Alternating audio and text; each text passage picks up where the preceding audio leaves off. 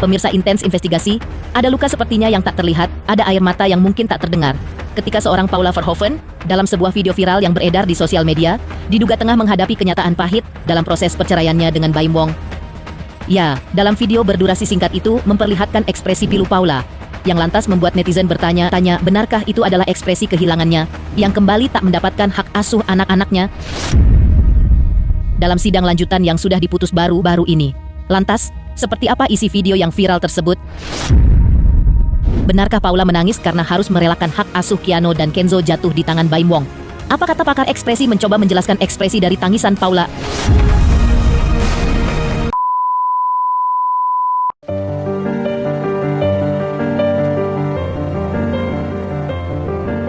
Bahwa dia ekspresi sedihnya itu kelihatan iya, dari perbedaan warna hidung, dari tarikan di sisi luar alis kanan kiri, dari gerakan bibir, pinggir bibir, itu menunjukkan bahwa dia beneran sedih di momen di video tersebut.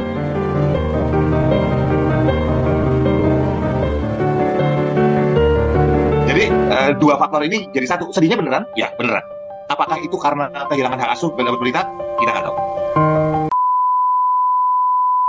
Pengadilan Tinggi Agama Jakarta Selatan akhirnya memutuskan untuk memberikan hak asuh anak pada pihak Baim Wong. Sebelumnya, kedua belah pihak ingin mendapatkan hak asuh anak mereka, namun kini Paula harus gigit jari, pasalnya ia gagal mendapatkan hak asuh kedua anaknya usai bercerai. Putusan ini disebut diambil setelah berbagai pertimbangan panjang. Kuasa hukum Baim Wong, Fahmi Bahmid, memberikan tanggapan soal hal tersebut. Ia mengatakan bahwa pada awalnya pihak pengadilan sempat memberi kesempatan pada kedua belah pihak untuk mengasuh anak secara bergantian. Namun putusan tersebut berubah setelah Baim melakukan upaya banding. Fahmi mengatakan bahwa pengadilan menilai Paula tak layak untuk mendapatkan hak asuh anak. Selain itu, Fahmi menambahkan bahwa sikap Paula yang terus membuat laporan ke berbagai pihak justru mempengaruhi pertimbangan hukum. Oleh karena itu, Paula kini hanya diberi kesempatan untuk bertemu tanpa mendapat akses yang lebih luas. Atas sikap Paula itu, pengadilan akhirnya memberikan hak asuh anak pada Baim Wong. Namun, sang aktris masih diberikan akses untuk bertemu dengan anak-anaknya. Atas putusan tersebut, Paula Verhoeven kini telah berbesar hati terkait dengan alasan pengadilan jatuhkan hak asuh anak ke Baim Wong. Ia lantas mengungkapkan curahan hatinya melalui media sosial Instagram. Meskipun hasil putusan tidak memihaknya, Paula tetap ikhlas dan menerima dengan lapang dada. Ia pun akan tetap memantau pertumbuhan kedua anaknya. Bismillahirrahmanirrahim. Assalamualaikum warahmatullahi wabarakatuh. Kenalkan, nama saya Syifa Wikri dengan NIM 2313010149. Di sini saya akan menjelaskan mengenai analisis hak asuh anak atau hadonah dalam perceraian Baim Wong dan Paula Verhoeven, perspektif hukum keluarga Islam dan living fikih. Nah, di sini kasus perceraian Baim Wong dan Paula Verhoeven menjadi perhatian publik, terutama terkait putusan hak asuh anak yang diberikan kepada ayah.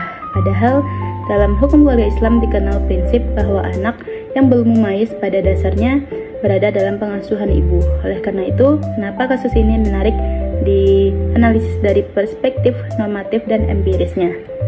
Selanjutnya, adapun uraian singkat mengenai kasus perceraian ini. Yang pertama, terjadinya perceraian antara Baim Wong dan Paula ini resmi diputus bercerai oleh Pengadilan Agama Jakarta Selatan itu pada April 2025. Lalu terdapat sengketa mengenai hak asuh anak yang mana keputusannya sempat berubah-ubah di tingkat pengadilan pertama, di mana sempat ada wacana pengasuhan bergantian sebelum akhirnya masuk ke tahap banding. Lalu hak asuh ini diberikan kepada Baim Wong. Nah, melalui putusan tingkat banding di Pengadilan Tinggi Agama, hak asuh kedua anak diputuskan jatuh sepenuhnya kepada Baim. Lalu Paula tetap diberikan akses untuk bertemu, namun putusan ini tidak terbukti menuduh Paula sebagai istri yang nusyus atau durhaka. Lalu perdebatan dalam hukum Islam atau hadonahnya, keputusan ini memicu pro dan kontra di masyarakat karena dianggap menyalahi kaidah umum hadonah hak asuh anak dalam Islam. Menurut ketentuan umum fikihnya, hak asuh anak yang di bawah umur atau belum mumayyiz itu secara prioritas kan lebih berhak diberikan kepada pihak ibu dibandingkan ayah, kecuali jika ibu itu dianggap tidak mampu atau tidak layak secara moral. Kemudian, adapun analisis normatif dari kasus perceraian ini, yang pertama tentu kita cari tahu dulu apa sih itu hadonah. Nah, di sini saya jelaskan. Hadonah itu adalah kewajiban dan hak untuk memelihara, merawat, serta mendidik anak yang belum mumayyiz atau belum mampu hidup mandiri. Nah, dalam Islam, pengasuhan ini mencakup perlindungan fisik, mental, akal, dan agama anak, serta sering dikaitkan dengan hak asuh pasca perceraian. Selanjutnya, ketentuan dalam KHI dalam hal terjadi perceraian. Yang pertama, pemeliharaan anak yang belum mumayyiz atau belum berumur 12 tahun itu adalah hak ibunya. Yang kedua, anak yang sudah mumayyiz berhak memilih diasuh oleh ayah atau ibunya.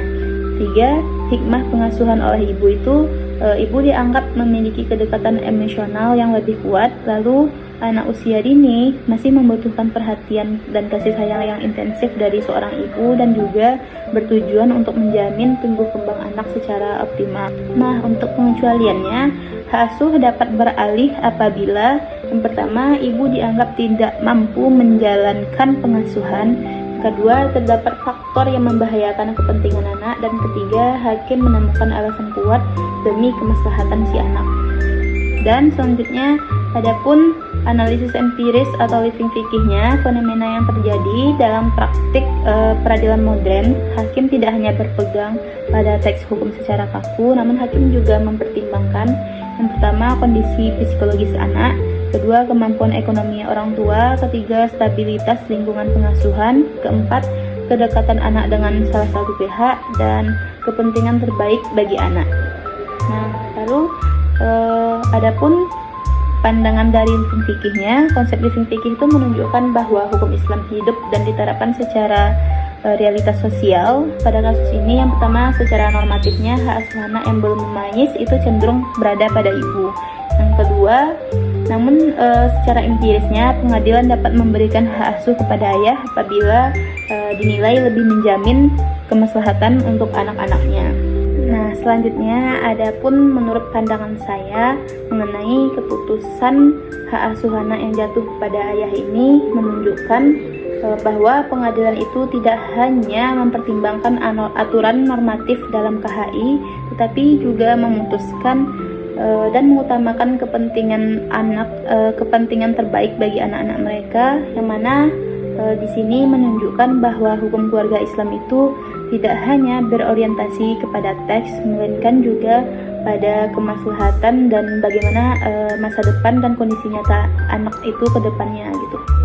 Adapun kesimpulan yang dapat kita ambil dari segi normatif dan empirisnya, yang pertama secara normatif, hukum keluarga Islam melalui KHI itu memberikan hak pengasuhan anak yang belum mumayyiz kepada ibu. Nah, namun secara empiris, putusan pengadilan dapat berbeda apabila terdapat pertimbangan kemaslahatan atau kebaikan anak dan kepentingan terbaik bagi anak-anak.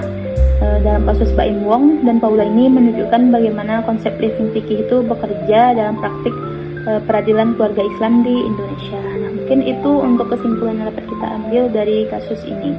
Mudah-mudahan dapat dipahami dengan baik oleh teman-teman semuanya. Dan thank you for watching. Bye-bye.